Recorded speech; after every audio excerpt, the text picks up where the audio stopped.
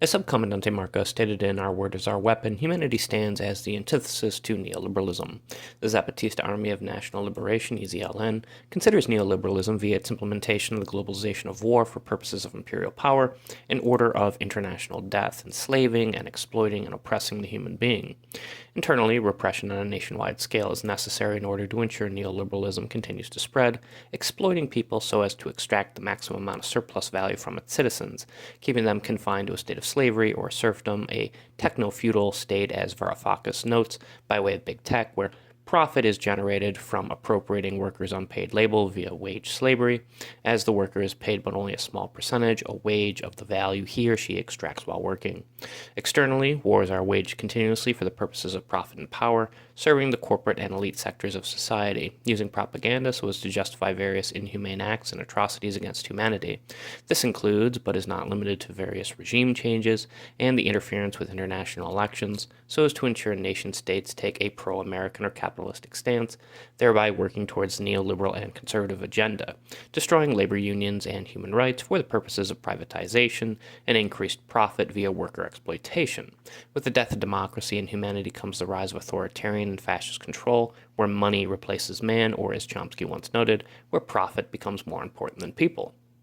As Noam Chomsky noted, relying upon the manufacture of consent, as noted by Walter Lippmann in his work Public Opinion, mass media, which would include social media, has done well at sculpting public perception through misinformation, assisting the current power structure to sustain itself via the dominant ideological mode of power discourse.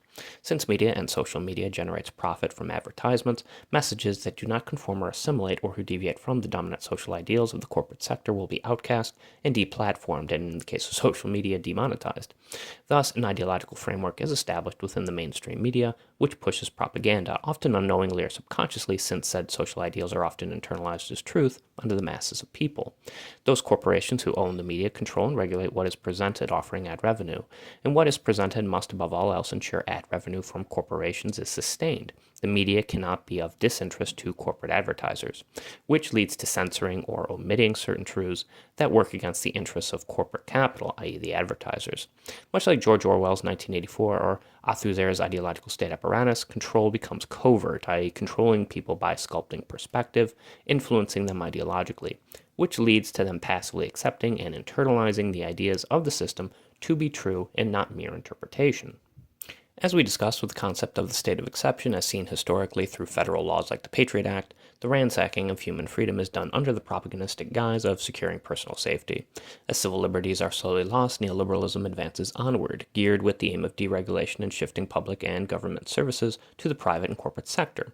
The Department of Government Efficiency, DOGE, that was formed under Trump, has cut numerous services that assisted safeguarding citizens from corporate institutes, a primary one being the Consumer Financial Protection Bureau, the CFPB. Trump's Big Beautiful Bill has led to further cuts in Medicaid, an expected $1 trillion over the span of 10 years, affecting millions of Americans, assisting the wealthy while condemning the working class poor. As we know with Marx, the elite and wealthy sector of society, the 1%, has its own collective form of class consciousness, working against the 99% of humanity for the purposes of accumulating more capital and power. To question the dominant ideology is akin to being outcast by the system itself. This was noted well with Trump's Executive Order 13899, which correlated pro-Palestinian protesters on college campuses with anti-Semitic activities, despite the massive outrage caused by the genocide occurring in Gaza, which deals with not only the displacement of Palestinian natives, but with their starvation as well, as noted by the UN. This has resulted in roughly 28 children dying daily in Gaza, where more than 18,000 children have died in total since the genocide started. Trump has promised not just to arrest or expel from collegiate institutes said protesters, who are well within their First Amendment freedoms to protest, but also to deport people for such dissidents, as noted with individuals like Mahmoud Khalil. Again, as Marcos and Chomsky exemplified, dissidents against the dominant ideals of the social order and the neoliberal agenda are met with negative reinforcement and hostility by the ruling class. Meanwhile, those who conform and assimilate or assist the ruling class are positively reinforced. For example, offered pardons, as noted with Trump's pardoning of those rioters involved in the January 6, 2021 attacks on the U.S. Capitol, or perhaps the treatment of Ghislaine Maxwell during the current Epstein crisis. As Marcos notes in Our Word is Our Weapon, national armies will be used to annihilate humanity, done by neoliberals for the purposes of profit and power. ICE alone is expected to receive $75 billion, thanks to Trump's big beautiful bill, out of the $170 billion set aside by Republicans for immigrant enforcement and border security. Trump has also since utilized the National Guard under the pretense of securing safety after Big Balls was assaulted in D.C. despite crime being down to a 30-year low in the area. Again, as noted with the state of exception and Chomsky's analysis on the mass media, propaganda is used for the purposes of expanding ruling class power, often under the guise of safety and security and other benevolent intentions, so as to deceive the public into supporting the system itself unknowingly, operating to the dominant mode of power discourse. We must also remember that amidst such crackdowns as those in immigration under Trump, there has been a rise in the profit accrued by the largest private prison companies, notably Geo Group and Core Civic, where prisoners essentially make products for corporations in the form of food products or other forms of manufacturing. Going back to the Marxist notion of exploitation, prisoners are not generally paid more than a few dozen cents per hour for their labor. The 13th Amendment essentially has ensured slavery and penal labor survive as a form of punishment, despite more than half of all prisoners being in jail for nonviolent crimes. Again, the continual trend of pursuing profit and power by the elite sector of society via the neoliberal initiative is nothing new. As Marcos noted, as neoliberalism grows, so too does there grow a national form of policing and imprisonment, leading to the death and destruction of the human being. As noted in the No King's Day protests, many people are growing tired of elite ruling class interests. At what point do we begin to chant La Basta, noting how enough is enough as humanity heads towards a dystopian hell, crafted by technocrats like Peter Thiel, who has backed J.D. Vance and who believes and has stated himself that, in the accelerationist sense, as noted via connections to Curtis Yarvin and his Butterfly Revolution, freedom is not compatible with democracy.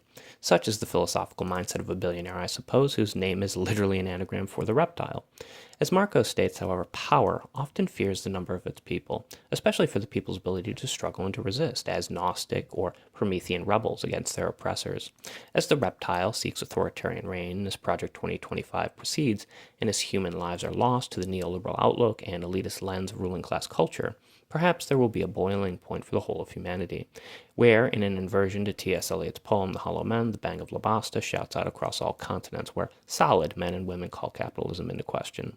As Robert Burns noted in the Scottish traditional song Ye Jacobites by Name, war is not generally met with much applause by people. People wish for peace, not war. A war continually perpetuated under neoliberalism, as Marcos noted, where imperial power proves oppressive both overtly and covertly against humankind. In midst of Trump's anti-immigration policies, one is historically reminded of Nicolas Sanclo and Bartholomew Vanzetti and the prejudice they experienced, which mirrors many current-day Republican proceedings, especially when considering the brutality of CICOT itself, as noted by Human Rights Watch. Kilmar Abrego Garcia was sent to CICOT and deported illegally, and Trump has dabbled with the idea of illegally deporting U.S. citizens to El Salvador himself. Allies and enemies come in the form of class consciousness, after all, and 5 million people who attended the No King's Day protests is no small number. Such men and women are gnostically wise enough to know when enough is enough, moving against the machine, finding their democratic freedom from such an authoritarian fate to the best of their ability.